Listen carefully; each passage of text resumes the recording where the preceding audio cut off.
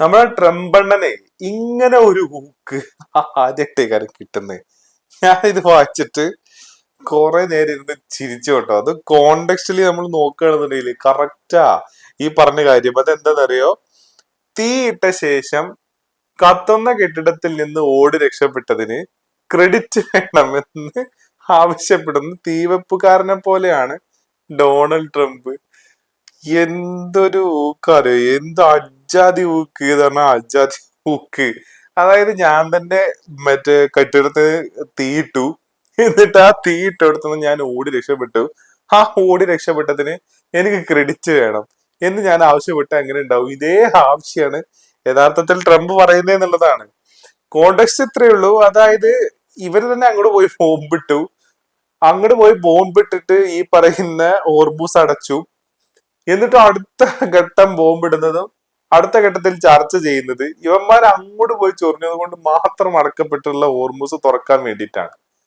എന്നിട്ടോ ഓർമൂസ് തുറക്ക മാത്രമാണോ ചെയ്യുന്നത്? അല്ല, ആ ഓപ്പർച്യൂണിറ്റി മുതലാക്കിയിട്ട് ഇറാൻ ആക്ച്വലി ഇറാന്റെ അന്താരാഷ്ട്ര തലത്തില് ഫ്രീസ് ചെയ്ത് കിടക്കുന്ന എല്ലാ സ്വത്തുക്കളും വിട്ട് കിട്ടുന്ന ലെവലിലേക്ക് കാര്യങ്ങൾ പോയി.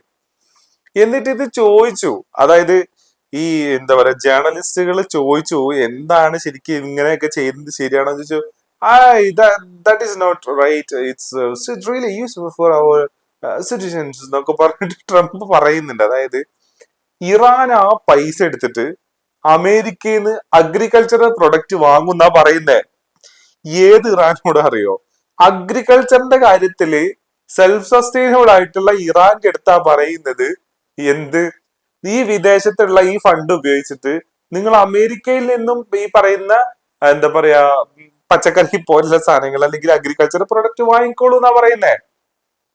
എന്തൊരു ആഭാസ നോക്കണേ. അതായത് ഒരു ഒരു ബിസിനസ്സുകാരൻ ഒരു ഇതിന്റെ തലപ്പത്ത് എത്തിക്കഴിഞ്ഞു കഴിഞ്ഞാല് ഓരോ സിറ്റുവേഷനിലും ഓരോ കയോട്ടിക് ആയിട്ടുള്ള പ്രശ്നങ്ങൾ ഉണ്ടാവുന്ന സമയത്തും അതിൽ നിന്ന് സ്വന്തം കമ്പനിക്ക് എങ്ങനെ ലാഭം ഉണ്ടാക്കാം, ലാഭകരമായിട്ട് എങ്ങനെ പ്രവർത്തിക്കാം എന്നുള്ള തോട്ടാണ് പോകുന്നത്. ബേസിക് ബിസിനസ് മാന്റെ തോട്ട് പോകുന്നുണ്ട് ട്രംപിന്. അല്ലാതെ ഡിപ്ലോമസിയുടെ ലാംഗ്വേജ് അല്ല.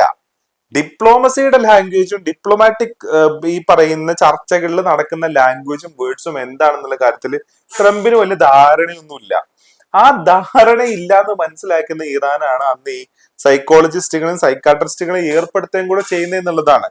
അപ്പോ അതിന്റെ ഇടയ്ക്കാണ് ഇങ്ങനെ ഒരു ഒരു ഒന്നൊന്നര ഊക്ക് ട്രംപിന് കിട്ടുന്നത്. ഇതിന്റെ ഒരു ഫുള്ള് നമുക്കൊന്ന് വായിക്കാട്ടോ.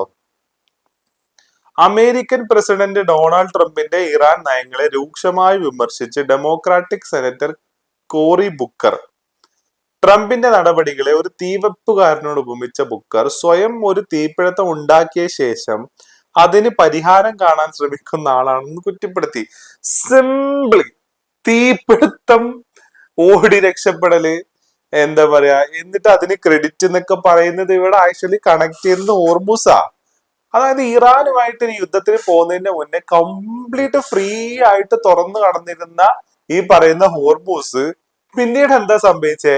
അമേരിക്ക പോയി ഒരു ബോംബിട്ടപ്പോ ഇവന്മാര് പോയിട്ട് ഹോർമൂസ് അടച്ചു. എന്നിട്ട് ആ അടച്ച ഹോർമൂസ് തുറക്കാൻ വേണ്ടിയിട്ട് അടുത്ത യുദ്ധം നടത്തി, എന്നിട്ട് നടന്നില്ല.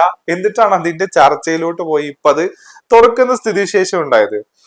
സോഷ്യൽ മീഡിയയിൽ പ്രചരിക്കുന്ന പ്രസ്താവനകളിൽ ട്രംപ് തന്നെയാണ് പ്രദേശത്ത് അസ്ഥിരത സൃഷ്ടിച്ചതെന്നും പിന്നീട് അതിനുള്ള പരിഹാരം താനാണെന്ന് വരുത്തി തീർക്കാൻ ശ്രമിക്കുകയുമാണ് അദ്ദേഹം ശ്രമിച്ചു. അതായത് ഈ 10 യുദ്ധങ്ങള് ലോകത്തിൽ നിർത്തി ട്രംപ് എന്ന് പറഞ്ഞല്ലോ, ആ പരിപാടി പോലെ അതില് 5 തുടങ്ങിയിരിക്കുന്നത് ട്രംപ് ആയിരിക്കും. എന്നിട്ട് പിന്നെ ട്രംപ് തന്നെ പോയി നിർത്തിയിട്ടും ഉണ്ടാവും.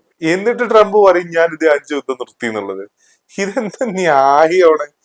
ഇതേപോലെ തന്നെയാണ് ഇപ്പോഴത്തെ അവകാശവാദങ്ങളും കൂടെ ട്രംപിന്റേതായിട്ട് വരുന്നത് എന്നുള്ളതാണ്. അതിനെയാണ് ഈ പറയുന്ന ഡെമോക്രാറ്റിക്കിന്റെ സെനറ്റർ ആയിട്ടുള്ള കേറി ബുക്കർ പറയുന്നത്. എന്നിട്ട് സോഷ്യൽ മീഡിയയിൽ പ്രചരിക്കുന്ന പ്രസ്താവനകൾ ട്രംപ് തന്നെയാണ് പ്രദേശത്ത് അസ്ഥിരത സൃഷ്ടിച്ചതെന്നും പിന്നീട് അതിനുള്ള പരിഹാരം താനാണെന്ന് വരുത്തി തീർക്കാൻ ശ്രമിച്ചു. ഇനി ലോകവേദിയിലെ ഏറ്റവും വലിയ പരാജയം എന്നാണ് അദ്ദേഹം ട്രംപിനെ വിശേഷിപ്പിച്ചത്. ഇറാനോടുള്ള ഭരണകൂടത്തിന്റെ നിലപാടുകളെ കൂടുതൽ സൂക്ഷ്മമായി പരിശോധിക്കാൻ US കോൺഗ്രസ് ശക്തമായ നിലപാട് സ്വീകരിക്കുമെന്നും ആവശ്യപ്പെട്ടു. അപ്പൊ ഇതാണ് സംഭവിച്ചേക്കുന്നത്. പക്ഷെ ഇമ്പൾസീവ് ആണ് പുള്ളി. പുള്ളിക്ക് പെട്ടെന്ന് തോന്നുന്ന പെട്ടെന്ന് ഒരു വാക്കോ ഒരു സാധനമൊക്കെ കേൾക്കുന്ന സമയത്ത് ആ കിട്ടിയ ഐഡിയ വെച്ചിട്ട് പുള്ളി അങ്ങ് കാച്ചും. അത് ആദ്യം കാച്ചുന്നത് എക്സലാണ്, എന്നിട്ട് പിന്നെ അത് പണിയാവും. അപ്പൊ ആ ലെവലിലാണ് ഇപ്പൊ കാര്യങ്ങൾ പോകുന്നത്. എന്തായാലും ഈ ഉപമ കൊള്ളാം, നല്ല ഊക്കാണ്, ഒന്നാന്തര ഊക്കാണ്.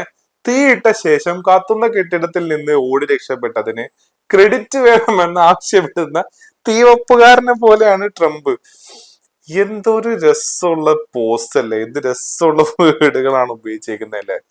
അപ്പൊ ഇനിയിപ്പൊ അടുത്ത ഘട്ടത്തിൽ അറിയാം, ഇനിയിപ്പൊ ഇതൊക്കെയാണ് കാര്യങ്ങളെന്നുണ്ടെങ്കിലും ഇസ്രായേൽ എങ്ങനെ തുരങ്കം വെക്കും, എങ്ങനെ ഇതിനെല്ലാം ഇല്ലാണ്ടാക്കി അട്ടപടലം പൊളിച്ചു കൊടുക്കും എന്നുള്ളത് ഇനിയിപ്പോ നോക്കിയിരുന്ന് കാണാൻ കൂടെ ചെയ്യാം.